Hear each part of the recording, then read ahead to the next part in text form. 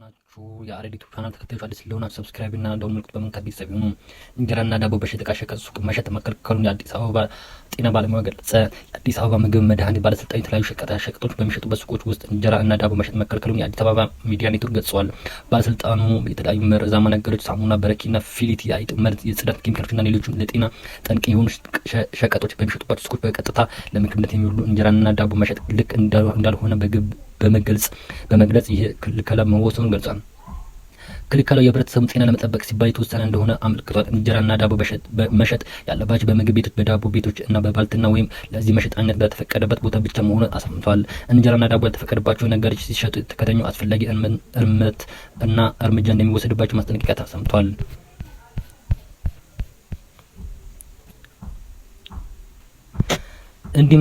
በዚሁም እንዲህ እንዳለ እስካሁን ሌላ ቦታ ከጂንካ ውጭ የተገኘ ኬዝ የለም። ጤና ሚኒስትር ገለጹ።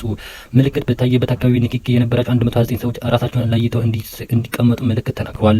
የጤና ሚኒስትር ዶክተር መቅደስ ዳቦ እስካሁን ተጠራጥሮ በለይቶ ማቆያ ያሉ ታካሚዎች አለመኖሩን ተናግረዋል። ዶክተር መቅደስ በማምረገረግ ቫይረስ በሽታ ተጠርጥረው የላብራቶሪ ምርመራ የተደረገላቸው 17 ሰዎች እና 14 ሰዎች ኔጌቲቭ ነጻ መሆናቸው ገልጸዋል። ምልክቱ በታየበት አካባቢ ንክኪ የነበራቸው 129 ሰዎች ራሳቸውን ለይተው እንዲቀመጡ ምልክት ተናግረዋቸዋል ያሉት ሚኒስትራዊ ግን በጣም በሩምር ያለውን ጨምሮ ነው ቀጥታ ንክኪ ያላቸው ተብለው የሚመዘገቡ አይደሉም። ይህን እያጠራን ነው ሲል ተናግሯል። በዚህ በሽታ ከጂንካ ውጭ ምልክት የታየበት አካባቢ አለ። የጤና ሚኒስትሮች ዶክተር መቅደስ ዳባ የማምረገረግ ቫይረስ ከተገኘበት ከጂንካ የወጡ ከቫይረስ ጋር ንክኪ አላቸው የተባሉ ሰዎች እንደነበሩ እናስታውላለን። ከእነሱም ጋር ንክኪ ያላቸው ሰዎች የመለየት ስራ እየሰራ ነው። እስካሁን ሌላ ቦታ የተገኘ ኬዝ የለም ብለዋል። ምልክቱ አለባቸው ብለን የምንጠራጠራቸው በሙሉ ምርመራ አድርገናል። ሁሌም እንደዚህ አይነት ቫይረስ ሲከሰቱ የምንቆጠረው ከዚህ ከተገኘ ክልክል ነው፣ ያለበለዚያ የማደናገጥ ስራ ይሆናል ሲሉ በሌላ አካባቢ ኬዙ አለመገኘቱን ገልጸዋል። ክልሉ ደቡብ ኢትዮጵያ ውጭ ሌላ ፖዚቲቭ ኬዝ አላየንም። ወረርሽኙ በአጭር ጊዜ መቆጣጠር ነው ዋናው አላማችን ነው ያሉት። በሽታው ጠንካራ የሚተላለፍ እና የበሽታ ምልክት ካለባቸው ሰዎች ጋር መነካከት አያስፈልግም። ሁሌም ጊዜ ካላስፈላጊ ንክኪ መቆጠብ አለብን ሲሉ አሳስበዋል።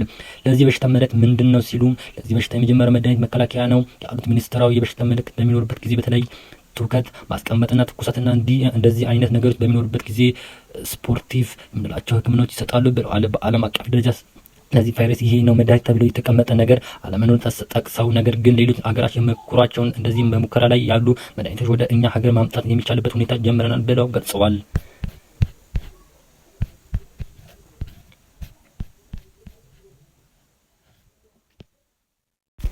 የዕለቱን ዜናዎች እየመራላችሁ ያሉት እኔ ያሬድ ሻምበል ነኝ። አዲስ ሆናችሁ ሰብስክራይብ እና ደውል ምልክቱን በመንካት ቤተሰብ ሁኑ። ከዚህ በፊትም ያለፋችሁ ዜናዎች ካላችሁ ሰብስክራይብ እና ደውል ምልክቱን በመንካት አዳዲስ መረጃዎችን ይመልከቱ።